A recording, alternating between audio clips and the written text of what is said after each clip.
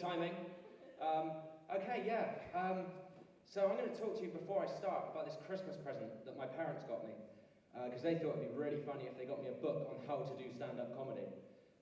My family have been very supportive of me doing stand-up. I think it's shown best by the fact that my aunts and uncles this year saved all of their Christmas cracker jokes, and I quote, "in case you want to use them in your set."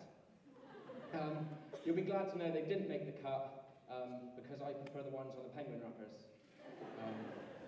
But no, this book my parents got me, it said how to start your set, and it said to point out anything obvious about yourself. If you are overweight, if you're from an ethnic minority, or if you're missing a limb. Now I've got to admit, it's not the easiest laugh to get, but I did cut my arm off especially for tonight. So, I mean, some people say comedians don't work hard enough for their laughs, but 4 hours with a saw, I beg to differ. But no, with Christmas comes New Year, and this year I decided to do some New Year's resolutions, because we have all of these sayings that have lost their meaning over the years, so I've put it upon myself to spread the word and try and bring meaning back to these sayings. For example, I'm going to start touching things with barge poles. Another one, I'm going to start fighting fire with fire, just to sort of see how it goes. Not expecting great results, but you never know. In a few years' time, we might see firemen putting out burning buildings with flamethrowers. I mean, you can only have... What are you using that water for? What? No, propane, that'll do it. And another one, I'm going to go into restaurants and cafes and stuff and order hot drinks and just take a sip and be like, "Ah, no, sorry. No, I can't drink that." Why not? What's wrong with it? "It's just not my cup of tea." I think it's his. Is it yours? And I bought myself a new kitchen appliance as well, actually, and I've just filled it with fish. So when people come over, I get them a hot drink. "Oh, Matt, what's the other kettle for?" Don't worry about that one. That's just a different kettle of fish." And yeah, the biggest one of all is I've been going into supermarkets and standing at the end of supermarket aisles, and people have been picking things out, sort of bread, milk, the usual sort of stuff you get in a shop. And but then they pick up the eggs, and I'm just like, "No! No, what are you doing? Are you insane? Never put all of your eggs in one basket!" "Well, wait there, I'll go and get you another basket. Put some in there." "Why are you looking at me like I'm the nutter? You're the one putting all your eggs in one basket. Have you not learned anything?" And that's why I'm banned from Tesco. But no, I fell down some stairs the other day, and I landed on a kid with some like hearing problems. I guess you could say that I fell on deaf ears. So that's, oh, you didn't like that one. Okay, note to self, no deaf jokes. I don't know. What am I talking about? I don't even know anymore. Let's carry this on. And I managed to get myself a job, actually, recently in the police. And it was going brilliantly well until they put me on traffic duty.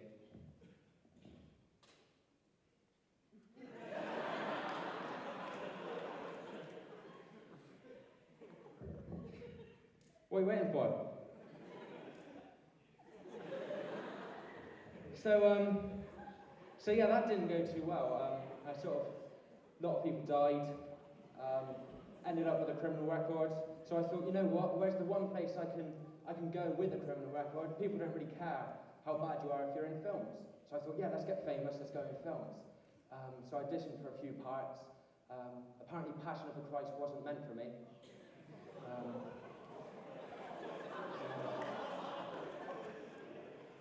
So yeah,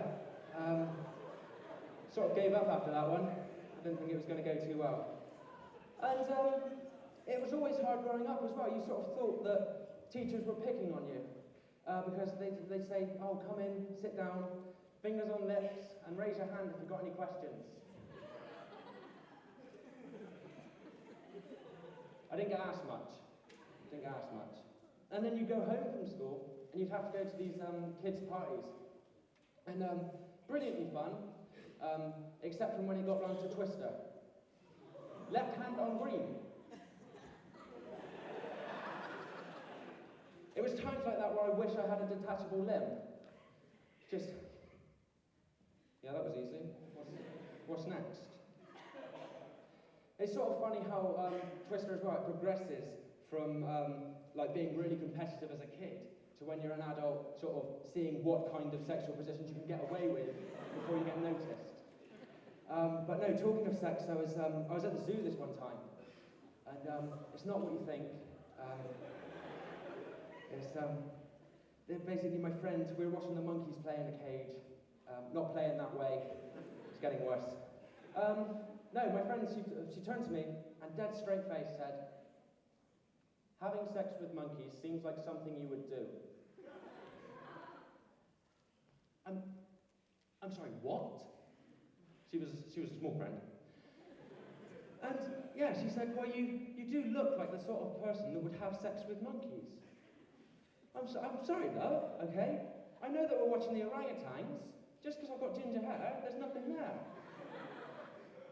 I know that one's given me the eyes, but come on, I've had to explain to a lot of people that I don't want to have sex with monkeys. I'm as baffled as you are. That's something you shouldn't have to explain to people. That should just be given. But, or given. Oh, that's a great pun. Why didn't I use that one? So yeah, because I was on a train this one time. I was ordering my set. When I say ordering my set, I mean structuring it. There's not some kind of takeaway set menu, sort of like where you can just order jokes. But yeah, it simply said on the sheet of paper, sex, monkey, camera. I spent a good 15 minutes explaining to the woman sitting next to me I wasn't planning on making a bestiality porno entitled Planet of the Rapes. But no, we'll stick with the crazy animals actually. And my girlfriend left me recently. And, thanks. And yeah, she's never going to speak to me again. But then I guess that's the advantage of dating.